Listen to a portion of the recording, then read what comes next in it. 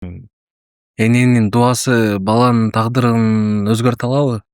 Мындай айтайын, тагдырды жараткан Алламдан башка эч ким өзгөртө Өзгөртө албайт. албайт. Бирок, мисалы үчүн өмүргө берекет берет. Мисалы үчүн дейле, тагдырдын нугуна Аллахым жакшы жагына буруусунан суранабыз, жаратуучу өзү билет. Алла таалам балким жакшы жагына бурат. Мисалы, дуанын күчү керемет, жана сөздүн башында айтып өткөндөй эле. Муса алейхисаламдын учурунда Муса алейхисаламга 3 күн катары менен түшүндө бир түш кирет. Сен буюрса бейиште паланча бир базардагы касапчы адам менен киресиң деп. Касапчы эт саткан адам.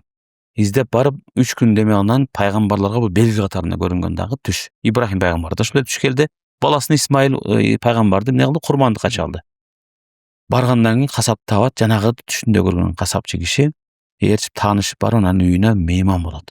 Кандай болду экен, эмне сыпат болду экен, муну ушу бейишке алып бара турган деп үйүнө барып конок болсо, жанагы киши келатып кичинекей эт алып алат дагы, келип тамагын жасап, шорпосун жасап, анан Муса алейхисаламга берип, коногун сыйлап, эми уруксат берсеңиз, мен үйгө кирип чыгайын деп, кичинекей идишке тамагын куюп алып, анан алып келип кетет.